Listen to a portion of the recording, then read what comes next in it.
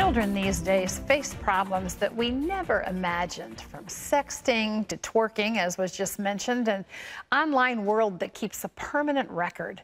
They're surrounded by cultural landmines that could detonate at any second. So how can parents help their kids navigate these issues? Well, watch this. Raising kids has never been a greater challenge, according to Marybeth Hicks. The nationally syndicated columnist says parents have one tough job.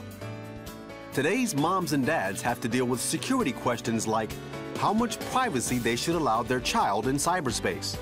And they have the age-old questions like when to allow their son or daughter to start dating. These uncomfortable decisions often leave parents wondering what to do. Marybeth wrote Teachable Moments to help parents instill conscience, character, and faith into the hearts of their children in a media-saturated world. Parents, you are still in charge and you still can have impact. And Marybeth Hicks is here with us now to talk about it. And we welcome you to the 700 Club as we talk about Teachable Moments. Great book. You use a phrase called Generation M. What do you mean by that? Yes, well, actually that phrase was coined by the Kaiser Family Foundation as they have studied the way my children's generation uses media.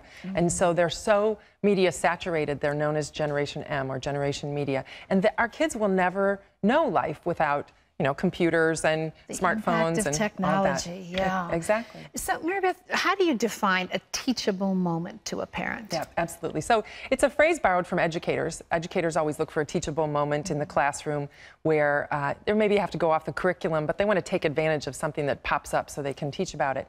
And we want to do the same thing in our families, to be very intentional and look for times when we can teach about morality, about character, about conscience. And those are things that the parents, you know, don't pay as much attention to. We're quick to put our kids in lessons and camps and all the other stuff to augment their education, but we have to look for times to really focus on their character.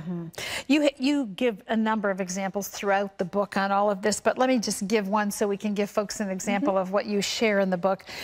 You say you open your daughter's Facebook page and are distressed about a message exchange she's been having with a friend. She says you're invading her privacy. What do you say? Right, exactly. We need to dispel our children of the myth that there's anything called privacy on social media, right?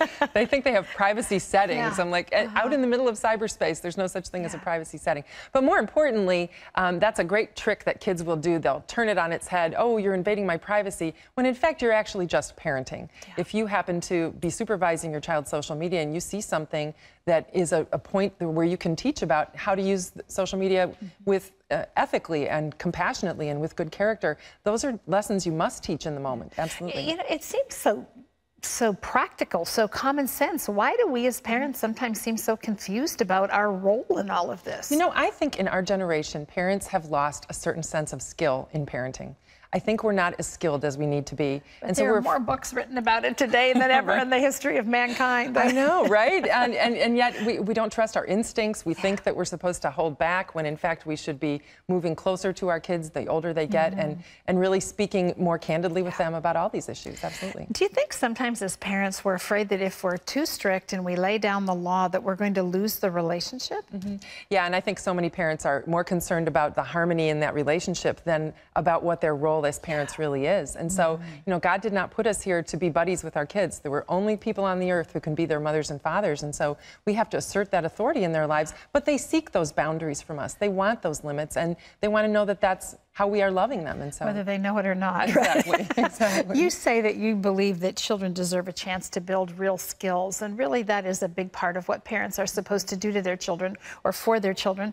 But the world, just as there's so much technology, now has so much opportunity open to kids today at an earlier age. You did something interesting with your daughter when she turned 14. Talk about that. We did. Well, one of the things is we've become this generation of parents that hovers over our children. We're afraid to let them out of our sight, so we put them in front of a video screen. And that's not helpful. What we did was we offered our daughter, our youngest daughter, an opportunity to visit her sister in Washington, D.C. by herself. We bought her a plane ticket, and we said, you know, we know that you can navigate this world. You're really ready. And she had her cell phone, and, you know, she knew what to do. She can read signs, you know, she was fine. And that's the kind of experience that really broadens their horizons and really helps them to build good character and resourcefulness and responsibility. Gives them a confidence in their ability, which I think is so significant to every young person. Exactly. How much independence do do you give a child when it comes to dating? I mean, I think this is the real landmine moment for most parents. It is. And unfortunately, in our culture, we've created this hypersexual atmosphere for children where they think they need to be pairing off at such an early age, and it's kind of heartbreaking to see how it's really distorting the progression of real relationships. You know, in our home, it's been something we just communicate about very effectively, openly, and we try to make sure that dating is something that's just part of a natural, normal growing up experience, but not something that is too serious at an early age. And I think parents have to just really communicate. That's where it all comes down. When we talk about what would be considered by a parent a big issue like dating, really what you're talking about in the book, teachable moments, lead up to it being just more of a previous conversation, doesn't it, if you're utilizing those key moments?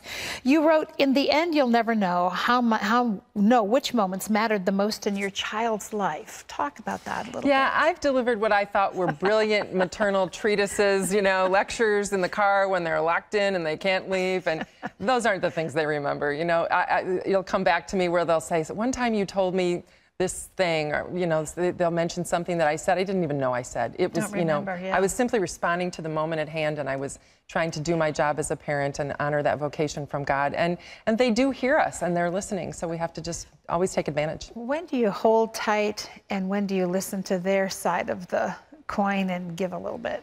Well, you know, I think as they grow, our children need to feel that they are learning to navigate the world on our own, and that's our job. If we're doing effective jobs as parents, we're making sure that our children need us less and less. So if we focus on their character development, on their conscience, and give them that faith, then they will really have everything they need to tackle the adult world at the appropriate time. To be independent successfully. Well, it's a wonderful book. You've covered so many things that I think will be helpful to people.